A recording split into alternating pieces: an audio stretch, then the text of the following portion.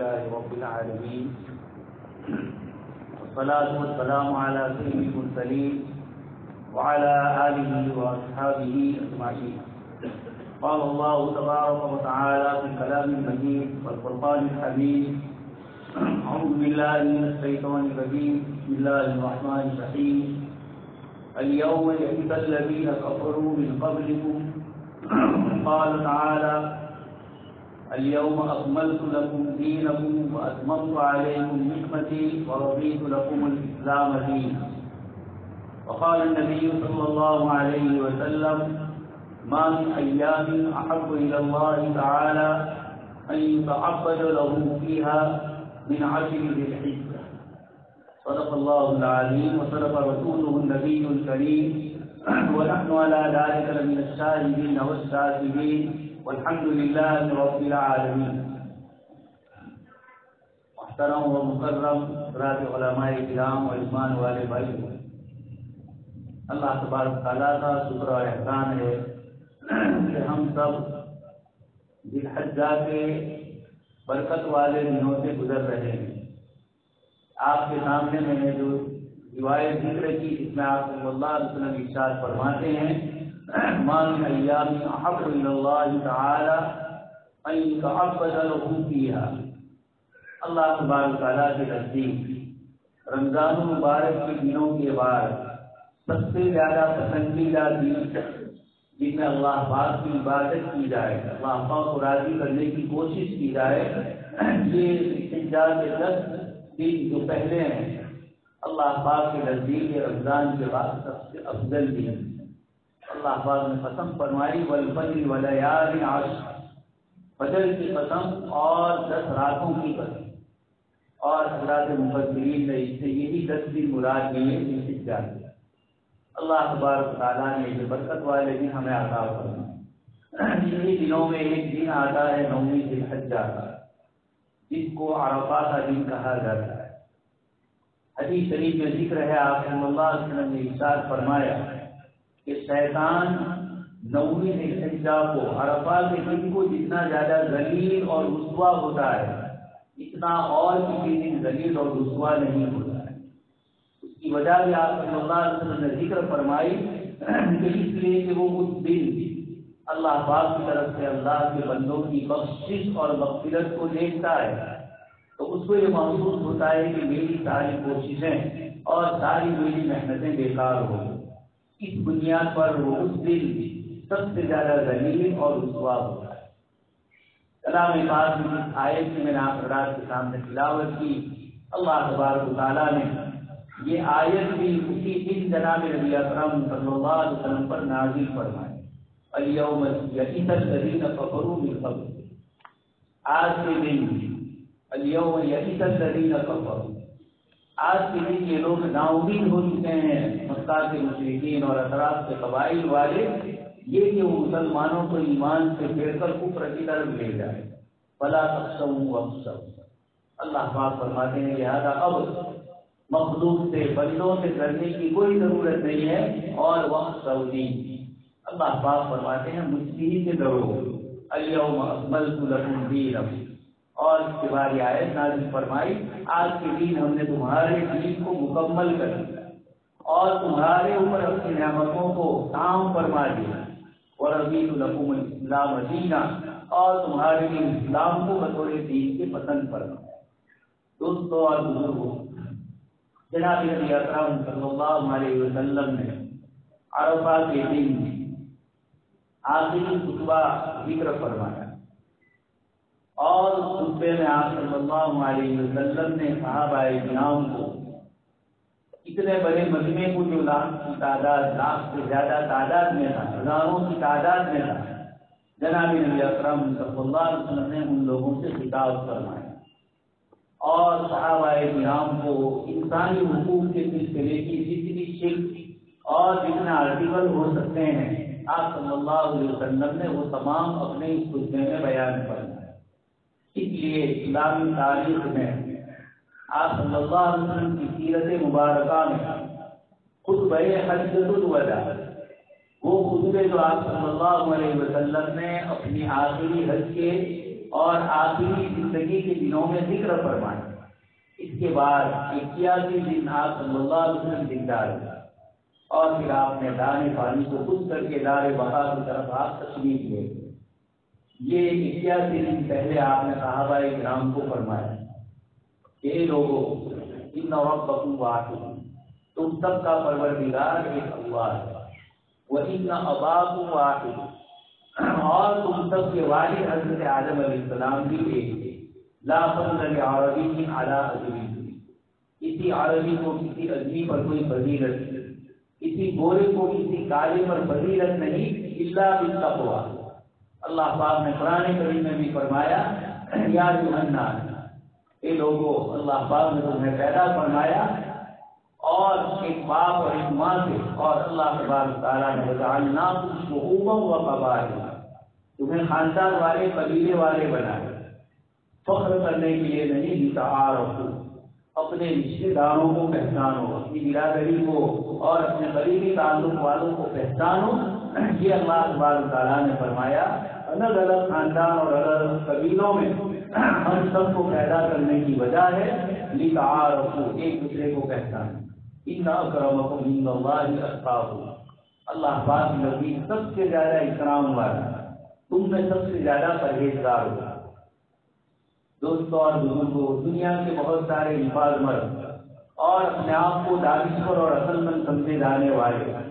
بڑی شخصیتوں نے بہت ساری چیزیں لوگوں کے سامنے ذکر کی، لیکن پریکٹیکل طور پر اور عملی طور پر جناب نبی اکرم صلی اللہ علیہ وسلم نے جو باتیں فرمائی اور اپنے صحابہ کرام سے جن باتوں کو آپ صلی اللہ علیہ وسلم نے عملی نمونے کے طور پر کروایا، مکہ مکرمہ فتح ہو رہا ہے۔ اہل عرب اپنے کو عرب کہتے تھے اور عرب کا معنی دوسرے لوگ گونگے ہیں، ہم نہیں بول سکتے، اپنی زبان پر فخر تھا، اپنے قبیلوں پر فخر تھا، حتیٰ کہ ایسا فخر کتاب اللہ نے جس کو ذکر فرمایا فَإِذَا أَفَضْتُم مِّنْ عَرَفَاتٍ فَاذْكُرُوا اللَّهَ عِندَ الْمَشْعَرِ الْحَرَامِ۔ ایک اور آیت میں فرمایا کبھی آباء، جاہلیت میں حج کے لیے جاتے تھے اور وہاں بیٹھ کر اپنے باپ داداؤں کی تعریف کرتے، فخر، لڑائی جھگڑے اور اس قسم کی جتنی چیزیں ہوتی تھی اس پر فخر کے طور پر عرفات، مزدلفہ، مینا، وہاں اللہ کی عبادت کے بجائے اپنے باپ دادا کی تعریف کی جاتی۔ قرآن کریم نے فرمایا فَإِذَا أَفَضْتُم مِّنْ عَرَفَاتٍ۔ دوسری بڑی چیز تھی، مکہ کے مشرکین اپنے آپ کو قریش اور بڑے خاندان والے سمجھتے تھے، اس لیے وہ مزدلفہ سے واپس آ جاتے ہیں۔ اسی آیت میں اسی کو فرمایا طواف افاضہ، اور افاضہ کہا جاتا ہے یہی جگہ فَإِذَا أَفَضْتُم مِّنْ عَرَفَاتٍ، جب مزدلفہ سے تم قیام کر کے آؤ تو عرفات کے میدان میں ہو۔ مکہ والے کہتے ہیں ہم خاندانی لوگ ہیں، ہم بڑے لوگ ہیں، ہم قریش والے ہیں، اس لیے ہم مزدلفہ سے مکہ مکرمہ واپس آئیں گے اپنے گھروں میں، اور عرفات میں وہ نہیں جاتے۔ یہ جاہلی عصبیت ہے، اپنے آپ کو بڑا سمجھنا تھا۔ اللہ پاک نے آیت کے ذریعے بتایا۔ سود کا عام رواج تھا، حضرت عباس رضی اللہ عنہ جنہوں نے دور جاہلیت میں بہت سے لوگوں سے سودی معاملات کیے تھے، عرفات کے میدان میں آپ صلی اللہ علیہ وسلم ارشاد فرماتے ہیں کہ سود جتنا بھی تمہارے درمیان جاہلیت میں چلا، آج کے دن میں اس کو حرام کرتا ہوں۔ اپنی اصلی پونجی سرمایہ تو لے سکتے ہیں لیکن اوپر کا سود اور بیاج ہوگا، یہ حرام ہے آج سے، اور میں سب سے پہلے اپنے چچا حضرت عباس رضی اللہ عنہ ان کے سود کو میں معاف کر دے گا، جنہوں نے جن جن لوگوں کو روپیے دیے تھے سود پر۔ آپ صلی اللہ علیہ وسلم آخری خطبے میں فرماتے ہیں اب اصل پونجی تو وہ لے سکتے ہیں لیکن سود اب کسی سے وہ وصول نہیں کریں۔ تو احکامات میں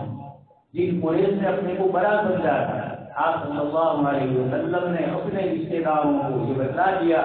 کہ عرفات میں بھی تمہیں جانا ہے، سود تمہارا معاف کر دیا جائے گا۔ اسی حجۃ الوداع کے موقع پر آپ نے اور اعلان فرمایا جاہلیت میں ایک آدمی کے قتل پر اس کے خاندان کے ایک سے زیادہ آدمیوں کو قتل کیا گیا، اور یہ سلسلہ چلتا آ رہا ہے۔ جناب نبی اکرم صلی اللہ علیہ وسلم نے فرمایا کہ میرے خاندان میں حضرت ربیعہ ابن حارث ان کے بیٹے ابن ربیعہ کو قتل کر دیا گیا، اس کا بدلہ ابھی نہیں لیا گیا۔ آپ صلی اللہ علیہ وسلم نے آخری حج کے موقع پر فرمایا کہ اب کوئی کسی کو دوسرے کے بدلے میں قتل نہیں کر سکے گا، اور میں آج سے اپنے خاندان ربیعہ والا جو واقعہ پیش آیا ہے اس ربیعہ ابن حارث کے خون کو میں سب سے پہلے معاف کرتا ہوں، اب ہمارے خاندان میں اس کا بدلہ نہیں لیا گیا۔ یہ جناب نبی اکرم صلی اللہ علیہ وسلم نے حج کے اس آخری خطبے میں جو باتیں بیان فرمائی اور یہ فرمایا کہ شاید آئندہ بھی تم سے ملاقات نہ ہو۔ یہ گویا کل موعدہ ایک آدمی دوسرے کو آخری وصیت کرتا ہے، ودا کرتا ہے، دنیا سے جانے والا دنیا سے جاتے ہوئے جو باتیں اپنے رشتے داروں سے کہتا ہے اس کو لوگ بہت اہتمام سے سنتے ہیں اور اس پر عمل کرنے کی کوشش کرتے ہیں۔ جناب نبی اکرم صلی اللہ علیہ وسلم اس آخری حج کے موقع پر اپنے صحابہ کرام کو آپ صلی اللہ علیہ وسلم نے جو نصیحتیں فرمائی اس میں یہ بھی فرمائی، اسی میں سب سے بڑی اس عقائد کی ذکر فرمائی کہ اللہ پاک نے الیوم یئس الذین کفروا من دینکم، آج کے دن کفر والے مکہ کے مشرکین اور جزیرۃ العرب کے رہنے والے تمہارے کافر ہونے سے، تمہارے اللہ کے ساتھ دوسروں کو شریک کرنے سے اب یہ ناامید ہو چکے ہیں۔ پورا جزیرۃ العرب اللہ کے رسول صلی اللہ علیہ وسلم اور صحابہ کی محنت سے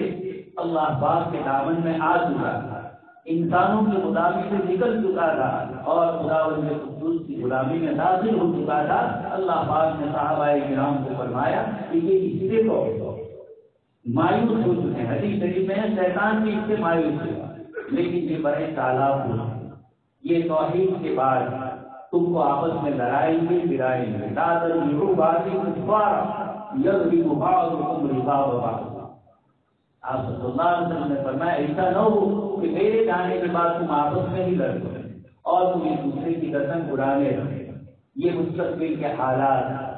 مستقبل کے واقعات آپ صلی اللہ علیہ وسلم کو اللہ پاک کی طرف سے سارے اشارے بتا دیے گئے تھے، اس لیے آپ نے اس خطبے میں فرمایا ان دماءکم واموالکم واعراضکم حرام بینکم کحرمت یومکم ھذا فی بلدکم ھذا فی شہرکم ھذا۔ آپ صلی اللہ علیہ وسلم فرماتے ہیں تمہارا آپس کے ایک دوسرے کا خون، ان دماءکم واموالکم تمہارے آپس کے ایک دوسرے کے مال، اعراضکم تمہاری آپس میں ایک دوسرے کی عزت، حرام علیکم تمہارے درمیان یہ جو خون ایک دوسرے کا قتل کرنا ایک دوسرے کو جائز نہیں، ایک دوسرے کے مال کو لینا جائز نہیں ہوگا، ایک دوسرے کی عزت پر حملہ کرنا جائز نہیں ہوگا، تمہارے درمیان میں ایسے ہی حرام ہے کحرمت یومکم ھذا،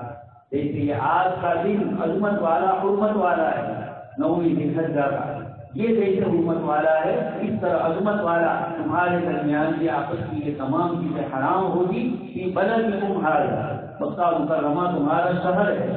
فی شہرکم فی بلدکم، آپ صلی اللہ علیہ وسلم نے مہینہ بھی ذکر فرمایا کہ یہ ذوالحجہ کا مہینہ ہے، ویسے بھی اہل عرب کے نزدیک 4 مہینے حرمت والے، ان عدت الشہور عند اللہ 12 شہرا، اور پھر آگے فرمایا منہا اربعۃ حرم،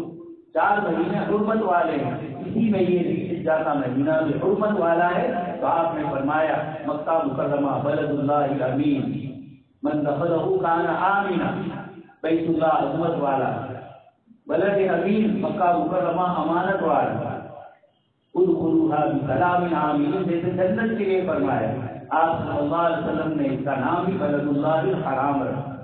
یہ اللہ کا وہ شہر ہے جہاں بڑے سے بڑا مجرم اور پاپی اگر حرم کے حدود میں آ جائے تو اس وقت کا جائز سے جائز اس کو قتل نہیں کرے۔ تو آپ صلی اللہ علیہ وسلم نے عربوں کو بتلایا تمہارا خاندانی فخر کرنا، تمہاری رمضت کے اوپر نسل کے اوپر اپنے آپ کو بڑا سمجھنا یہ جائز نہیں ہے۔ آپ صلی اللہ علیہ وسلم نے ان تمام چیزوں کو ذکر کر کے فرمایا کہ جاہلیت کو میں اپنے پیر کے تلے رون کے آج سے ڈال، آج کے بعد میں جاہلیت کی جتنی چیزیں ہیں کفر اور شرک اور انسانوں کے حقوق ہضم کر لینے کی، انسانوں کے حقوق ادا نہ کرنے کی، سماج کا وہ طبقہ جو کمزور ہوتا ہے یا کمزور سمجھا جاتا ہے، یتیم ہے، بیوہ عورتیں ہیں، مسکین ہے، بیٹیاں ہیں جن کی وراثت نہیں دی جاتی، اللہ کے نبی صلی اللہ علیہ وسلم نے بار بار ان کمزوروں کا اس روایت کا خطبے میں آپ صلی اللہ علیہ وسلم نے ذکر کیا اور یہ فرما دیا۔ حضرت بلال حبشی رضی اللہ عنہ مکہ فتح ہو رہا ہے اور بیت اللہ کی چھت پر کھڑے ہو کر وہ اذان دے رہے ہیں۔ مکہ کے مشرک جو ابھی ایمان نہیں لائے، بعد میں وہ ایمان لے آئے، انہوں نے جب حضرت بلال کو کعبہ کی چھت پر چڑھے ہوئے دیکھے تو یہ کہنے لگے اپنی ظاہری عقلیت، خاندانی تکبر کی بنیاد پر کہ میرا باپ دنیا سے اس حال میں مرا کہ اس کو یہ بھی دیکھنا نصیب نہیں ہوا جب بیت اللہ کی چھت پر ایک اجنبی اور وہ بھی تالا حبشی کھڑے ہو کر اللہ کا نام بلند کرا، کاش کہ میں اس دن سے پہلے مر جائے۔ اتنا خاندانی تعصب، عصبیت اور اپنے آپ کو بڑا سمجھنا تھا، جناب نبی اکرم صلی اللہ علیہ وسلم نے اس کو ختم کر آپ نے ارشاد فرمایا کوئی کسی پر بڑا نہیں، الناس خلق من آدم، لوگ سب کے سب حضرت آدم علیہ السلام کی اولاد ہے، وہ آدم خلق من تراب، اور آدم علیہ السلام مٹی سے پیدا ہوئے۔ ان ربکم واحد، تمہارا پالنے والا بھی سارے انسانوں کا ایک، وَإِنَّ أَبَاكُمْ وَاحِدٌ، اور تم سب کے والد حضرت آدم علیہ السلام بھی ایک۔ یہ جملہ 1400 سال پہلے انسانوں کی سمجھ سے باہر ہے۔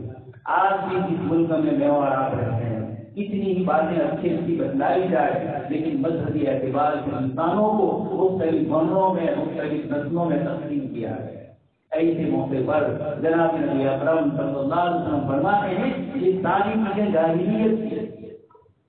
عجیب ہے جاہلیت کا زمانہ آپ سے پہلے کے زمانے کو کہا ہے، اور آج کی سائنس کی دنیا میں بھی یوروپ کی ترقی سے پہلے کے دور کو ڈال کے اس سے تعبیر کرتے ہیں، اندھیرا، جہالت۔ یہ ان کے لیے تو ضرور تھا۔ پروفیسر زلفال لکھتے ہیں کہ 7ویں صدی سے لے کر 10ویں صدی تک کا 400 سالہ دور یوروپ کے لیے تو ہو سکتا ہے ڈارک ایج، لیکن عرب مسلمانوں کے لیے ڈارک ایج نہیں تھا۔ دنیا میں سب سے بڑی ترقی انہی 400 سالوں میں مسلمانوں کی طرف سے ہوئی، یہ ان کے لیے ایک بہترین دور ہے۔ تو آپ صلی اللہ علیہ وسلم نے جن چیزوں کو اپنے زمانے میں دور جاہلیت کی چیزیں کہی، دوست اور بزرگوں وہی سب چیزیں مہذب انداز میں آ کر ہمارے سامنے آ جائیں۔ راست رواج کے نام پر انسانوں کو تقسیم کیا گیا ہے، جبکہ قرآن نے اعلان فرمایا ان اکرمکم عند اللہ اتقاکم، تم میں سب سے قابل اکرام اللہ تبارک تعالیٰ کے نزدیک تقویٰ ہوا۔ انسانوں میں کوئی تقسیم نہیں، آپ صلی اللہ علیہ وسلم نے اعلان کے ساتھ عمل کروایا۔ حضرت امام بخاری رحمۃ اللہ علیہ عرب نہیں ہے، ادبی ہے،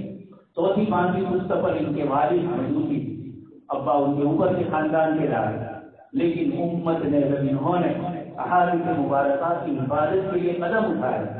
آج امت ان کو امیر المؤمنین فی الحدیث،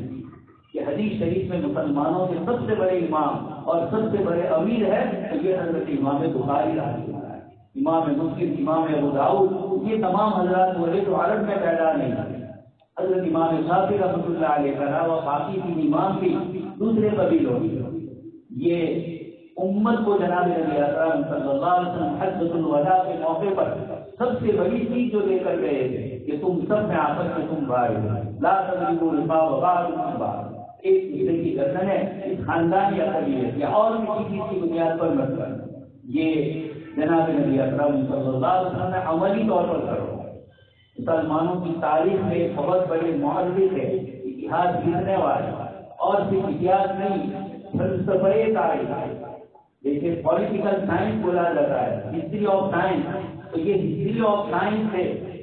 اور انہوں نے بڑی لمبی چوڑی کتاب لکھی مقدمہ ابن خلدون، جو یوروپ کی بڑی یونیورسٹیوں میں آج بھی ہسٹری کا ایک کچھ بن کر کالج اور یونیورسٹیوں میں پڑھایا جاتا ہے۔ اس میں انہوں نے لکھا کہ یہ سب سے بڑا عجوبہ ہے